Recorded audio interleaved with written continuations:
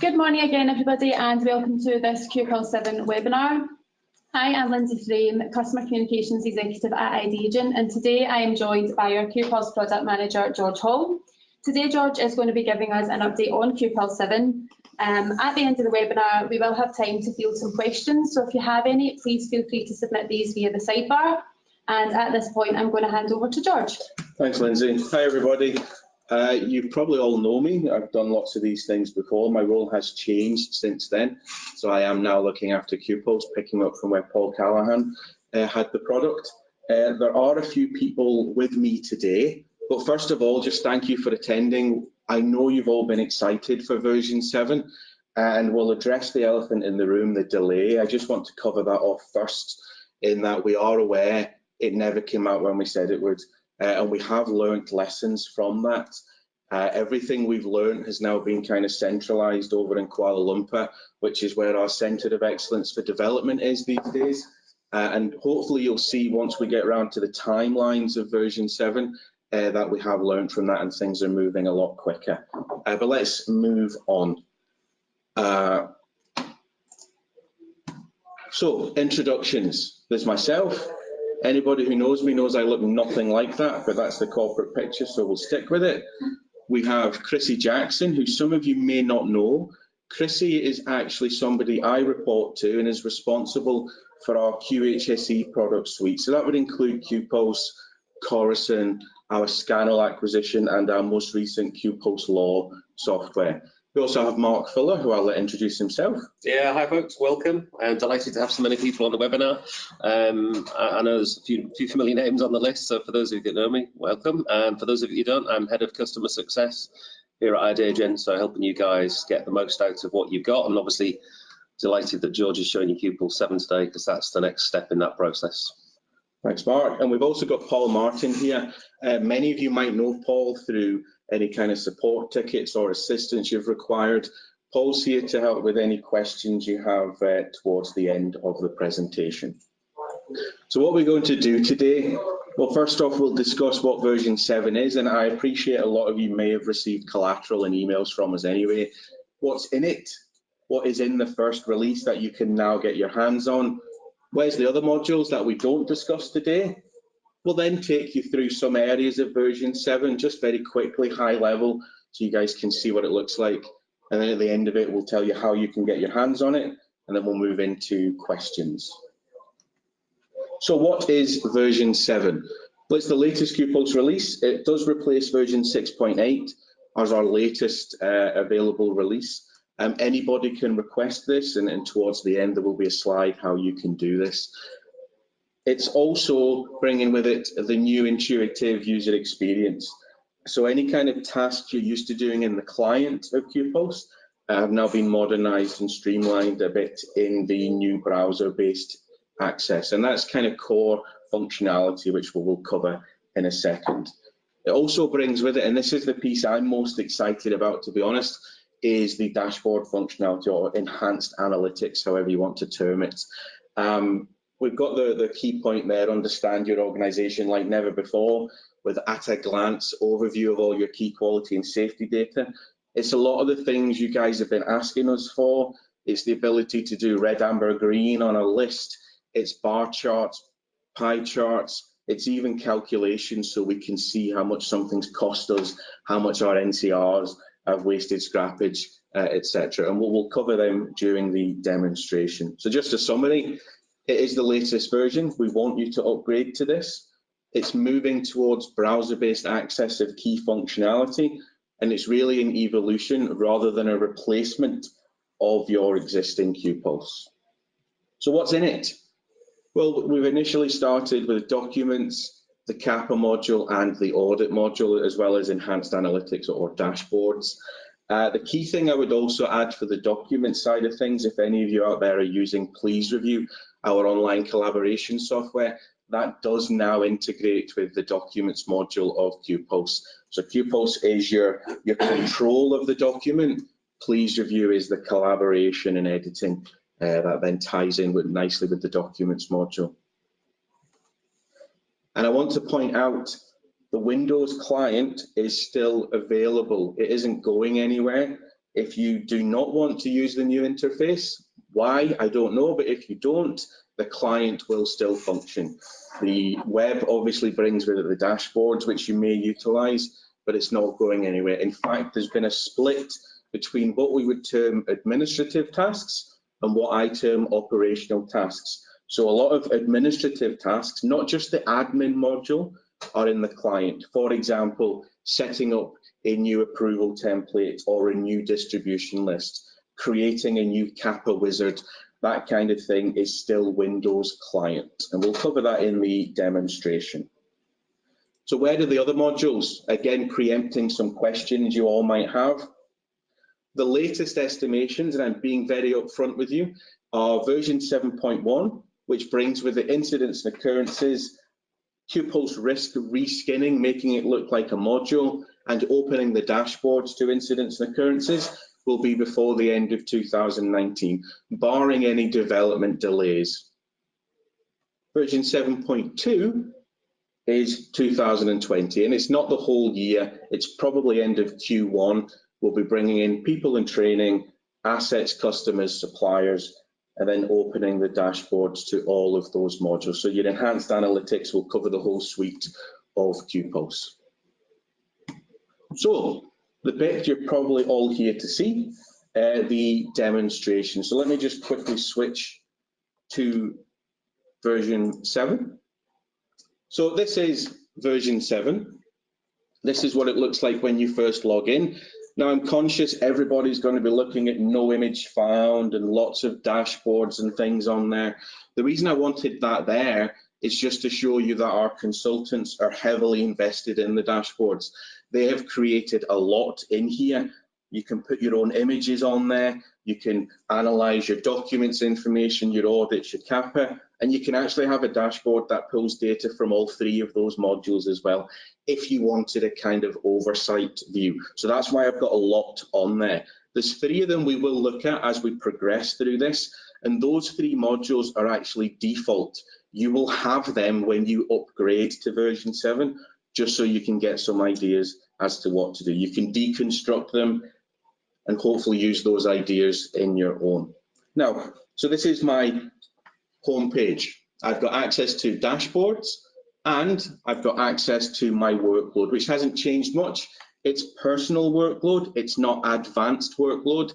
Anybody that does utilize advanced workload, that's in the client. It's considered an administrative task at the moment. It may appear in version 7, but right now it's still in the client. So this is telling me I've got audit reports to complete. I've got non-conformances overdue.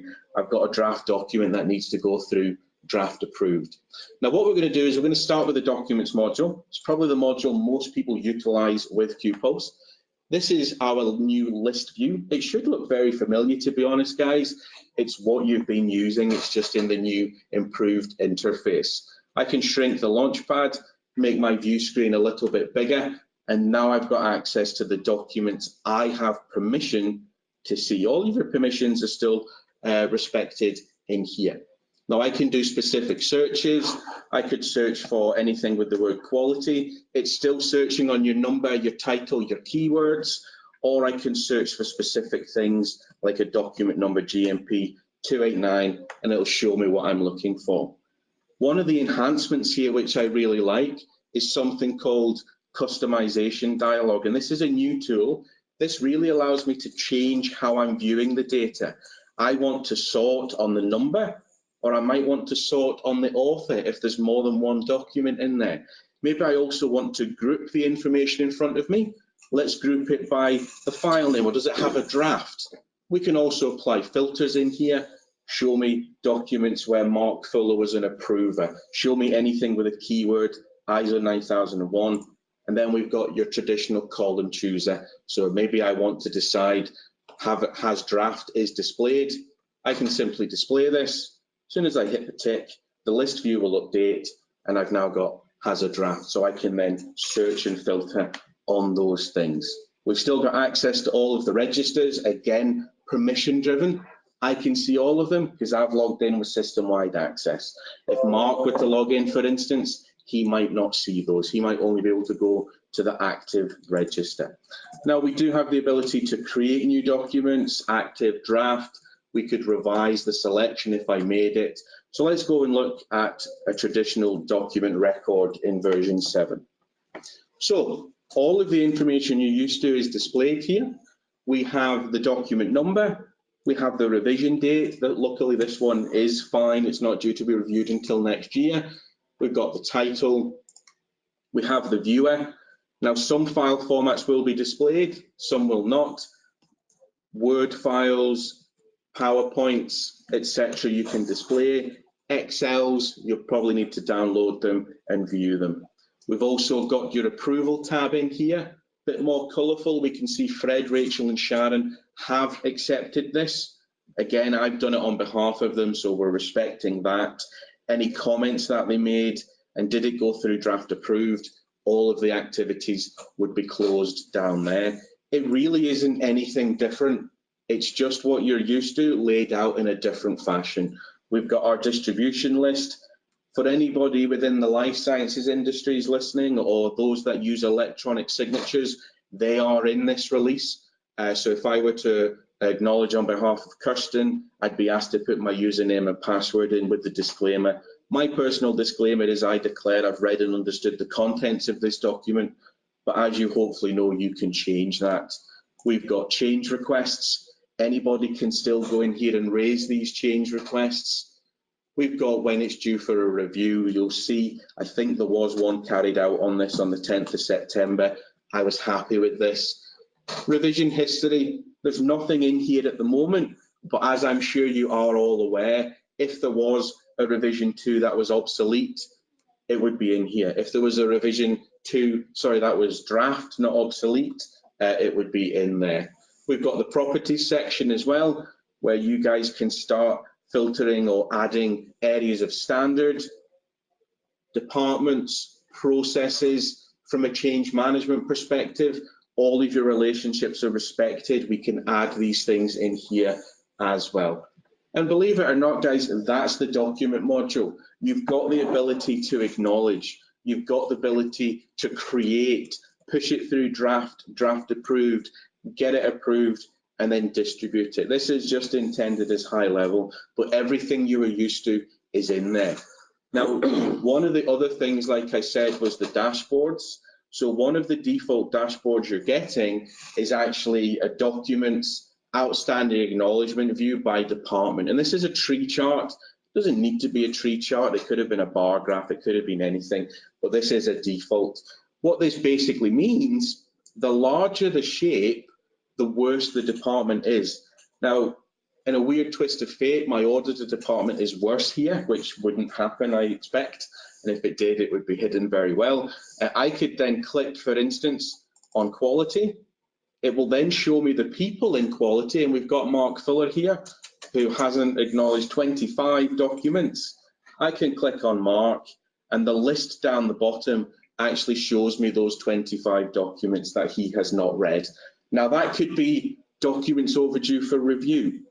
We've just focused on outstanding acknowledgements. So again, guys, that's one of the dashboards you get as a default.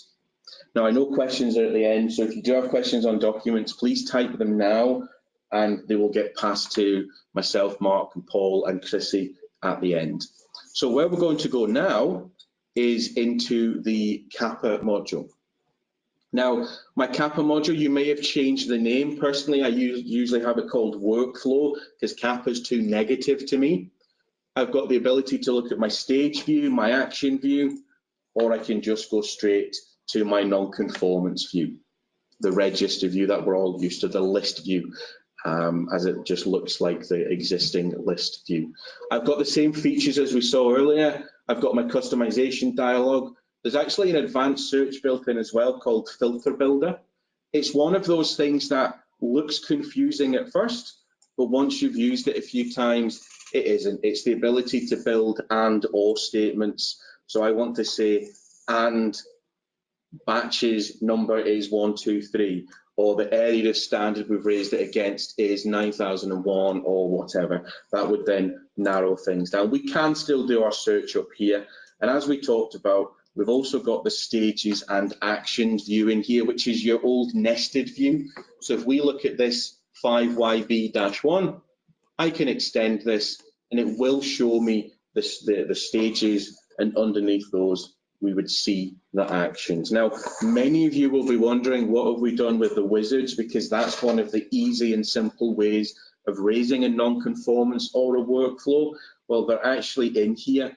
Now, you might not have as many of this on here, but let's go and raise an internal non-conformance.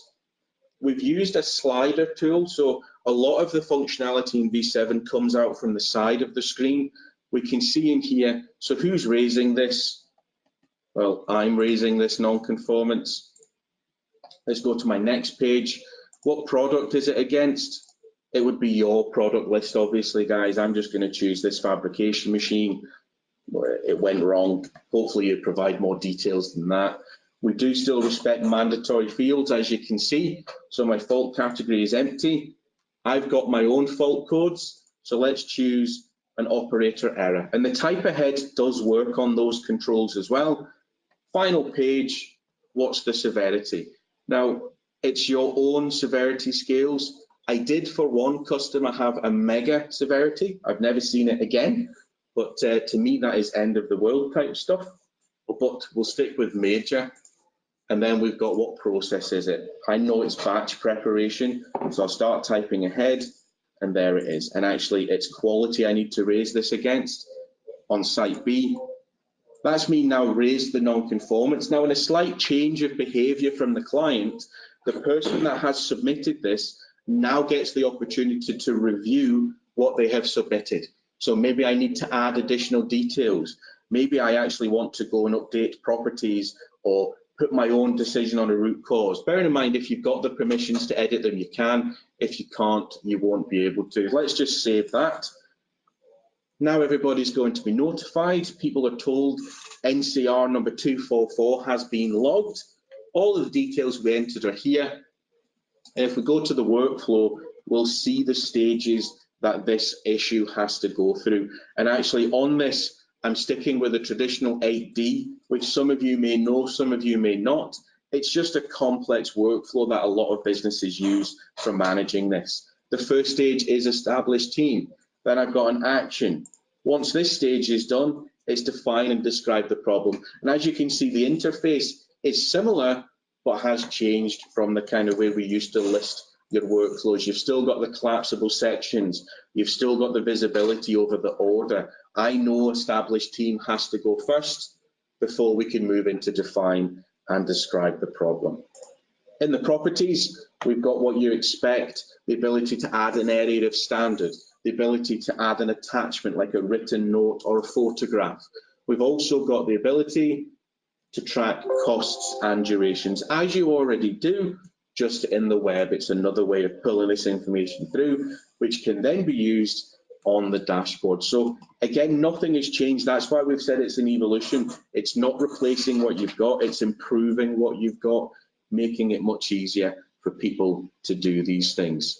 The asset module isn't yet in version 7, but you can link your non-conformances to a piece of equipment. So we have ensured that linkage is there. If you've got a conveyor belt or a forklift truck that goes wrong, you'll be able to reference it here as well. Now, that's the Kappa module. Again, any questions, push them through just now. The dashboard that you get default as part of Kappa is called Kappa Drill Down. And this has got some custom calculations in here. We can see some delay costs, some scrappage costs. I hope your non-conformances don't take 958 days to close. This is a demo database. If they are, and something's gone wrong, by all means, we'll try and help you do that quicker, but that is just because this is a demo database. We've also introduced red, amber, green down here, but I will go and look at that in a second. So here's my Kappa sources. If I click on NC, we'll actually see the costs have recalculated. So I know my non-conformance category has actually cost us 249,000 in scrappage. I can drill down by clicking on that, and it then shows me my subcategory. Let's have a look at customer complaints. Well, it's cost us 3,300. Delay was 12.8, but the overall cost, because there's other categories I've not pulled through here, are 49,000. Now, actually, if we wanted to jump back a level, we can do that. That's us now at the top level. The costs have recalculated. And if we come down to this list here, you'll notice we've got red, amber, green. Now, this is just conditional formatting that has been applied to this. I have said if it's overdue, it's red. You don't necessarily need the flag. That's another thing we've put in there. If it's due within the next 30 days, it's amber. And if it's outside that, it's green. So that's what we're trying to do, give you help a wee bit with your RAG ratings if you want them. But again, it doesn't need to be as in your face as that. It could just be a little flag or a symbol. There's lots of formatting rules that we can apply based on the contents of fields. Now, the next area we're going to jump into will be our audit module.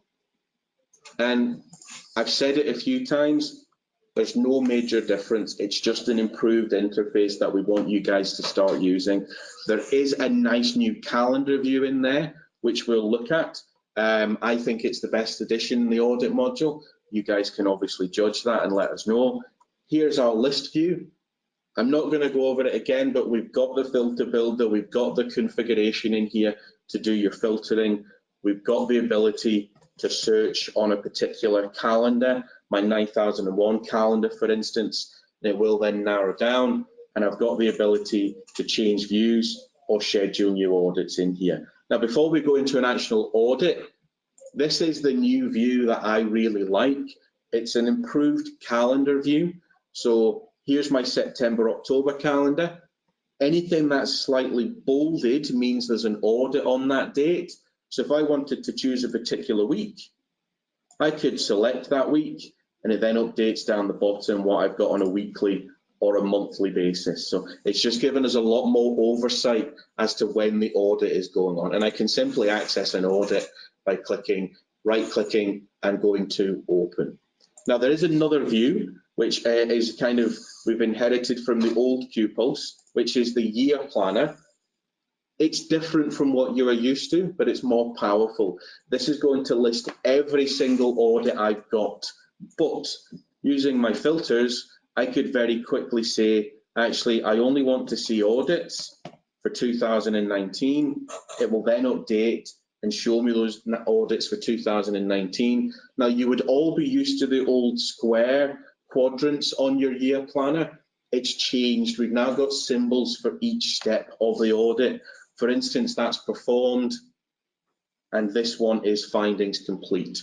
And then we've got a schedule confirmed. So there's lots of ways you can start filtering your information. If I go back to my list view, I'm just going to find a particular audit, just because I know there's information in there that we can use. So if I search for audit number 289, I believe it's an ISO 9001 audit, and then we can go into this. Again, everything you're expecting is in here. We've got the number customized by yourselves. We've got the title, the status, the calendar, when it was started, various information in here. We go to the findings tab. Any non-conformances raised are in here. Now, right now, if your non-conformances are using incidents and occurrences, it will show you your risk rating, but you will not be able to access the finding. That's coming in version 7.1. So just to point that out to you, I know a lot of you will be using the risk rating. That requires the incidents and occurrence modules. If we go to auditors and auditees, we can see lead auditors. I don't have any auditees on this. Scope items, not teaching you anything here, guys. This is probably where you would expect to find everything. Checklists I'll jump back to in a second, and your properties. So we've got notes and attachments and any kind of electronic signature data in here. Your checklists are all available in here.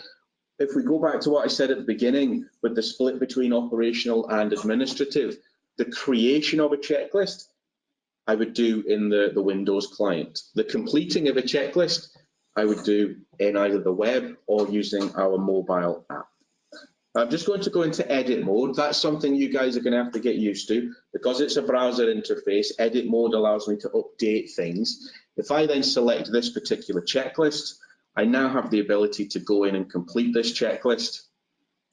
And then we can look at the questions. It's got your predefined responses. It's got the ability to raise findings and score things. From an aesthetics point of view, you'll notice this cog is slightly darker than the one above it. That means I can actually go in and complete this question. So I'll complete the question.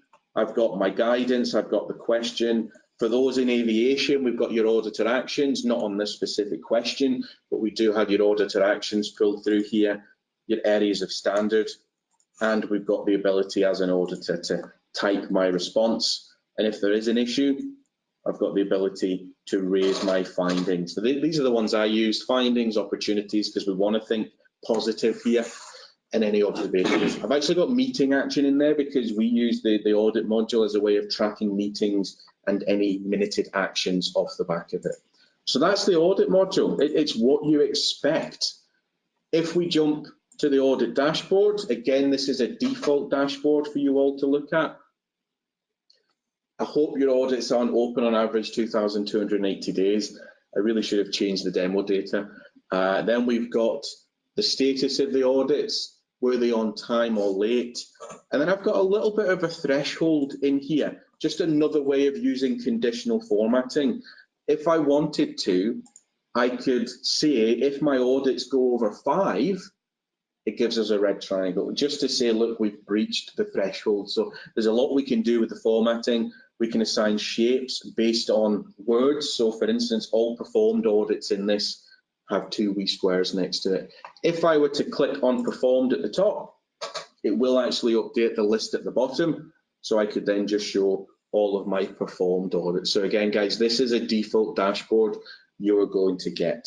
These fields are not tied in, so they don't recalculate. They are just calculating based on everything. Now, that's where we are with version 7. Mark, I'm just going to ask, or yourself, Chrissy, anything else you would add, or you feel that the customer base needs to see right now? No, I think that the key point to take away from this is obviously the dashboard.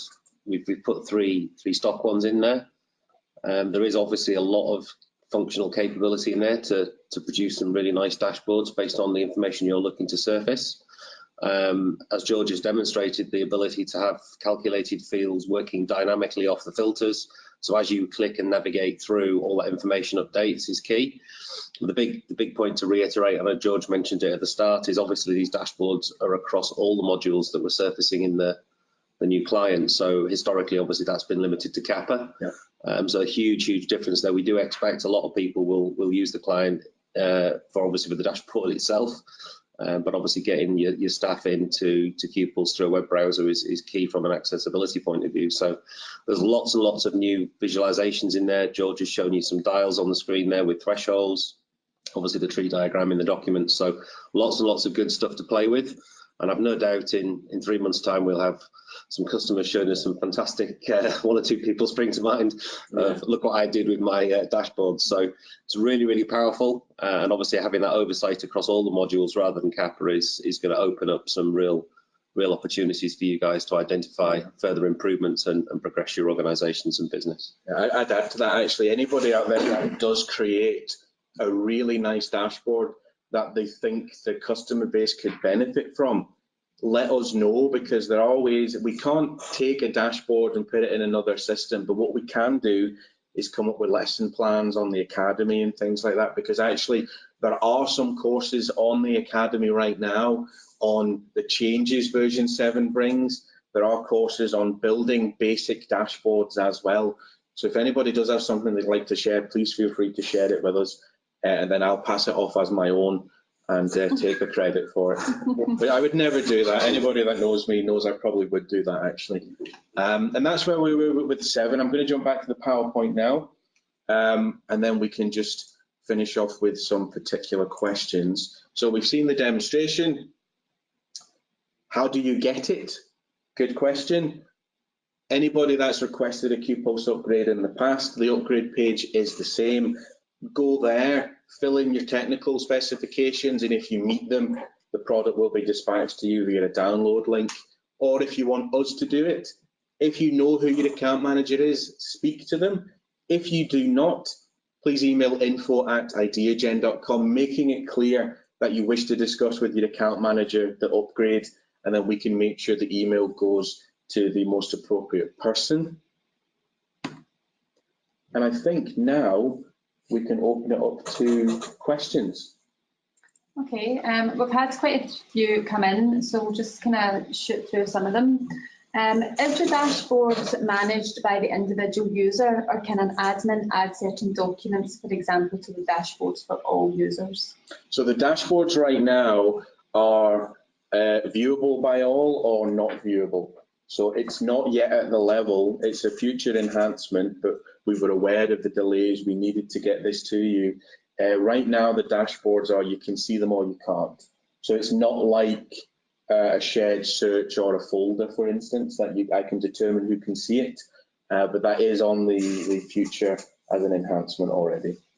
Okay, right back at the start, George, when you were doing the keyword search, is that just a title? No, so the keyword search respects what's already there. So it's usually your title, the number, and keywords. But using the customization dialog tool, you've got the ability to take that even further. And the filter builder is kind of the new advanced search. That is where I would go and start building up more complex things. Again, kind of close to the start of the webinar, within the comments tab, is that only available for approvers? If I think back and I understand what they mean, if I've approved a document, when I say I am happy with this, then it will come up in the comments tab. Or if I've rejected it, for instance, my rejection reasons will be. That's in the context of the person. Yeah, it's me responding, and my comment is I'm happy with it. So, for instance, Lindsay, if I approve the document, unless you had super system-wide access, you wouldn't be able to go in and change my comment. So back into the documents module, for GDPR purposes, is it possible to view the document file itself but not the document record details, like a distribution list with people's names? If you're going to go down that route, the best advice I have would be the document retrieval service, which is a hyperlink direct to the document rather than seeing who approved it, who's distributed, etc. So if that's a requirement of their kind of take on GDPR, then we can do the document retrieval service, which everybody already has. It was an API we developed a long time ago. There's a few questions just relating to different versions of current Pupils that customers are on, and the kind of basic outcome of that is, can I go from 6.2 to version 7? Yes, they can go from 6 to the direct upgrade to 7. That was Paul Martin, by the way. This question is, am I correct that for admin people to make changes, we would need the client version rather than the web? And if so, can you use both at the same time? You cannot use both at the same time. I believe if I'm logged in as a client, as an individual user, if I logged in as George Hall on the client and George Hall as the web, it would tell me I'm logged in already, which is kind of how we intended it. But yes, as an admin, you would be going into the client, but then once you've done your administrative tasks and you just want to view a document or do an audit, then you can go to the web client. Yeah, I think just on the back of that, it's a point we've actually laboured to try and get across. The web client is as well as, it's not instead of. So Yes. you can upgrade, you can use your Windows environment. It's simply another point of access for your users to come into the system. And that the web client itself can, of course, be used concurrently with the Windows client. So you could have 50 people logged in on the Windows, 100 people logged in on the web at the same time. That's absolutely fine. Okay. Is version 7 more browser compatible, or is Chrome still the standard? It's Chrome and Internet Explorer 11, I believe, at the moment. It will work on Safari, it's just not being fully tested as compliant. It's just Safari as an example, by the way. Obviously, Pupils is a Windows application, but this would open it up potentially to other browsers. Okay. Dashboard related question, can you customize the layout and type of graphic to display what exactly we want? Yes, I mean, those ones you're getting are what I've created and Mark Fuller's created based on what we think are good entry steps into dashboard creation. So, for example, if you didn't like any of the bar charts, you could have done a pie chart, or you could do a line graph or anything like that. Not that anybody could see me, but I was moving my hand up and down in a line motion there. Yeah, there's an awful lot of different types of visuals and options and filters and calculations and conditional formatting. There's kind of too much to convey. So the courses in the Academy will walk you through the building of those. I think it has actually those 3 dashboards that we use, isn't it? So we picked those 3 because it's one for each of the modules, and equally all 3 of them are offering very different ways and very different types of visuals and filters and that. So the Academy courses walk you through those. In theory, those will then arm you with sufficient tools to go and build your own based on the knowledge you've gained. And just a slight tangent about Horizons this year. There is going to be a dashboard masterclass delivered by myself on building a tree chart with some red, amber, green around review dates. So if anybody's coming, there will be steps as how to create something as well. Okay. Within the documents module, editing documents, is the process still check in, check out? The process is still check in, check out. The added bonus here is if you are using Please Review, which I appreciate not many people might be from the Pupils perspective yet, you can then take it to there, do your collaboration and put it back in. But yes, it's the traditional check out, check in system. Within the documents module, how do users complete templates?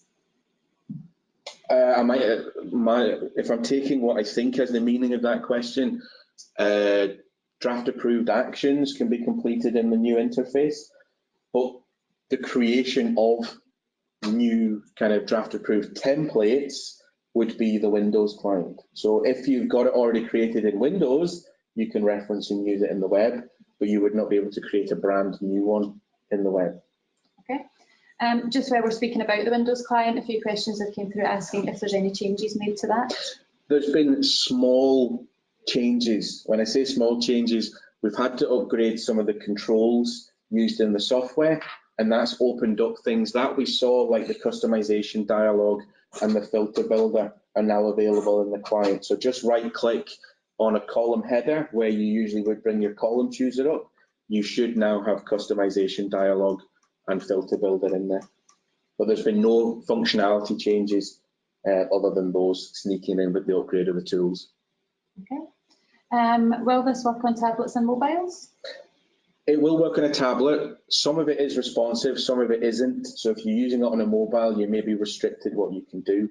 But a tablet running Chrome or anything like that, I don't see a problem with. But the mobile, obviously, we have the mobile app, which is where we would direct people to for your document viewing, your carrying out of audits, and the incident and occurrence raising of issues.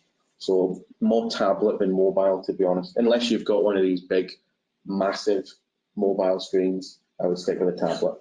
Okay. Does it support offline working, i.e. saving work offline and uploads once you've connected to the internet?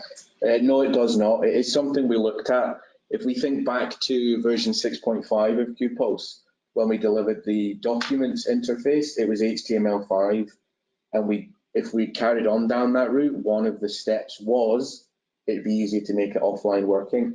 The direction has changed, so there is no offline working in version 7 unless you're using the app. The apps would be the route for viewing a document, carrying out an audit, etc. Now, I have investigated this because I know some people have asked me. It is, from a technical standpoint, possible, but before we think of anything like that, my main focus is to get the rest of the modules in the new interface. Yeah. So, and equally, there's a use case around checking out documents for offline content modification and then checking back in. That would still persist because it's current behavior. Yeah. So.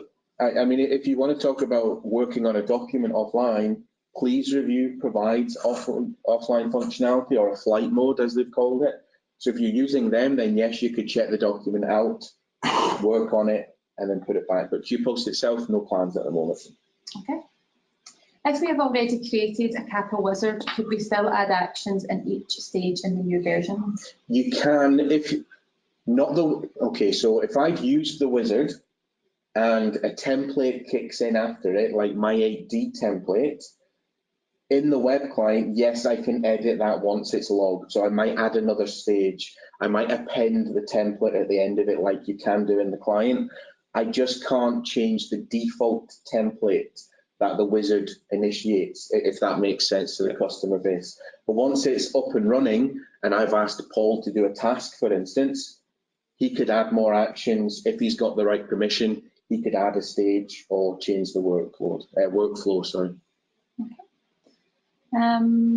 Does the audit calendar link to Outlook or any external email? Your email still links to your Outlook calendar, but the calendar in Pupils has no Outlook link. So if you've been added as an auditor or an auditee, then your email will have your calendar, your iCal attachment in there.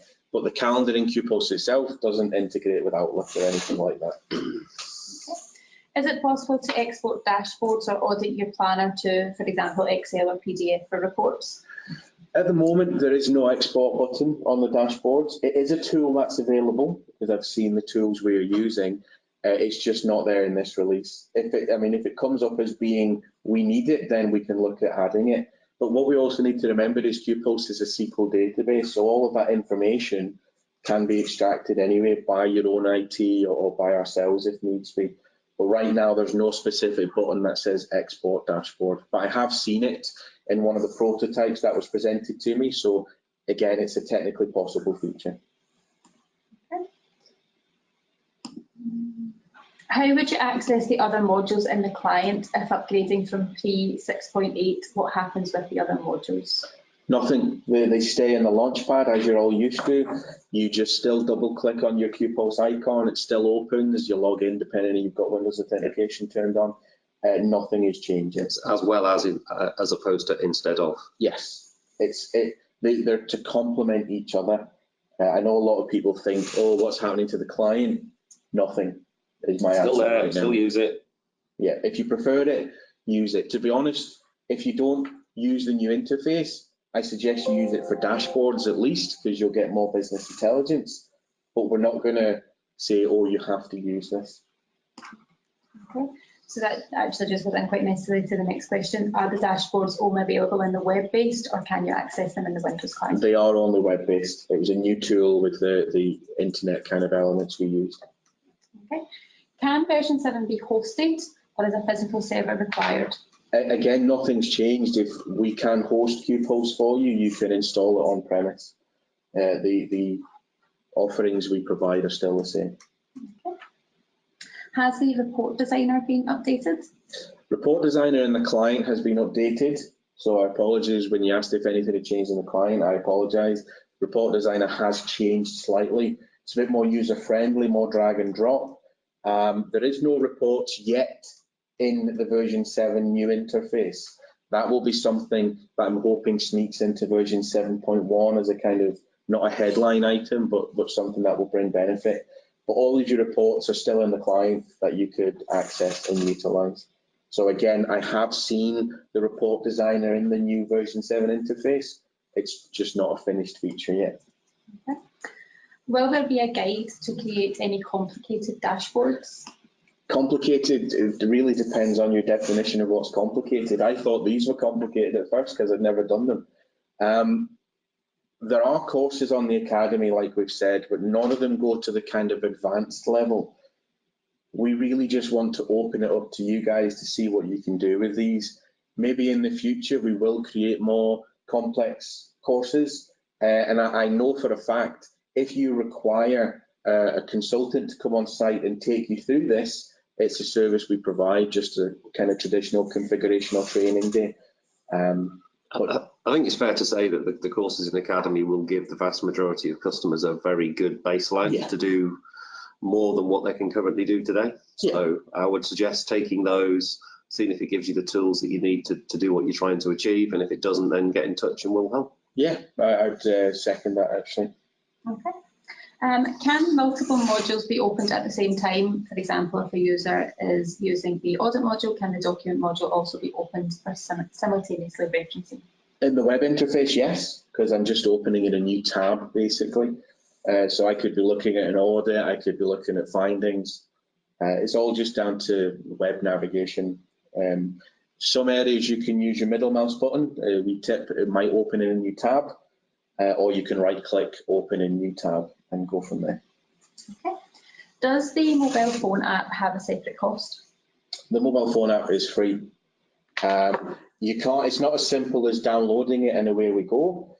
but it is free to all our customers for doc, audit and incidents occurrence reporting. If you do require it, again, I would speak to your account manager because I think there's a slight upgrade to your license file that needs to be done just to unlock these things, but it is free. And then there's a little bit of configuration around web service endpoints.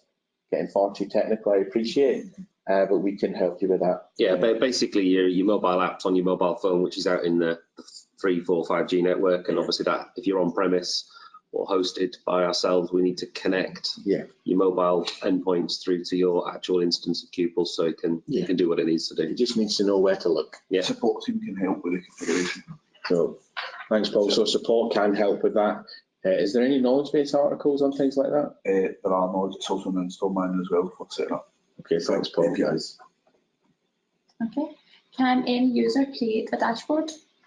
The permission at the moment is if you've got the dashboard permissions, yes, you can create them. It is an enhancement I want to make as product manager, but right now, any user with dashboard permissions can create them. Okay. Just another one here. It's quite a long question, so if you need me to repeat it. Okay, I'll listen closely. Will associated user guides be updated to represent the changes and make it clear what examples the expected actions and workflows involved within the modules? It's a very good question. The help file, rather than the user guides at the moment, has been updated. So when you upgrade to version 7, you've still got your help file in here, which even takes you through the basics of dashboards as well. As for user guides, I'll be honest and upfront and say I do not know. I will find out. I believe, going back to the academy, all the courses will be upgraded. I know the user guides kind of follow off the back of that.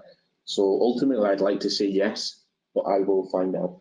There will also be updated knowledge base articles on support, the customer portal for Pupils 7 as well. Perfect, thanks, Paul. Okay. Is this now functional on Apple products? Okay, so Pupils is still a Windows-only application. However, Safari being a browser, you could access the version 7 interface, but it would be more at an operational level, like I said, somebody that needs to view a document, maybe do an audit or raise a non-conformance. Any administrative task is still Windows client. Okay. Is there any risk of transferring documents from the old version to your new version 7? No, it's just a traditional upgrade. It's been tested. We have the install guides, all the instructions. In relation to the dashboards, does the system have the ability to pull information from other systems to interact with data in Pupils? Okay, so again, it's a technically yes. We haven't done it yet, but it is a technically yes. The dashboard tool would allow that, but we haven't done anything with it yet. Okay. It's a kind of politician's answer, I apologise. There's just a couple more coming here. I mean, just while just on that point, it'd be really good to know who asked that question, Yeah. because I would like to have a conversation with you. That would be good to explore that. Definitely. I'm guessing that you don't have a corporate BI tool, and you're probably going, I've just got myself a free BI tool, which is perfectly acceptable. So it'd be good to have a conversation on that. So if you could perhaps drop us an email and let us know, it'd be good to have a chat. And I'll be honest, the only reason I know the answer is because it was asked at the last Horizons. So that's my knowledge. Okay. Will all of our saved searches and folders from 6 be available in 7? So right now, you might have noticed they aren't there. That was one of the features I had to let slip, but they are coming, either version 7.1 or 7.2. I'm still undecided yet, to be honest, but what you have created is still in the client, just not in the web yet, but they are coming. Okay. I regularly copy and paste list views into Excel and Word. Will we still have this facility? Yes, I would like, yes, you can. Although I would like to understand why. If it's some kind of report you need, there's a report designer in Pupils to present this information with like corporate branding and stuff like that. But yeah, it's just the same as copying any web page. Just select what you need and right click or Control C. Okay. Yeah, just on that point, or whoever's actually doing that, you'll probably realise that doing that from the list view in the Windows client, if you drop it into Excel, we'll actually drop the column and cell data into columns and cells in Excel. So it's a very clean copy paste from the Windows client at the moment. So whilst you can do it from the web, you'll probably prefer doing it from the Windows. Yeah, if that's what you're doing, I'd agree with that. Okay. And that brings us to the end of the questions. Okay, well, listen, I just want to thank everybody for showing up. Obviously, I am new to the role. You'll all get to meet me if you haven't already at Horizons. Feel free to ask me any questions. And if there are any questions that come up at the end of this, please feel free just to email in, and Lindsay can ensure they're passed on to us.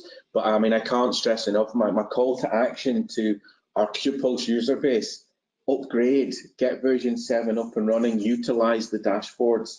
I want you guys to tell me at Horizons that you've created something amazing, so I can look at it and say, I never thought about that, well done. So that's my call to arms. Pupils user base, rise up, upgrade to version 7, please. That please was just my personal plea, by the way. Does not. So we were all cringing a bit there when George did that. Okay, thanks everybody. Thank you. Thank you very much. Bye-bye.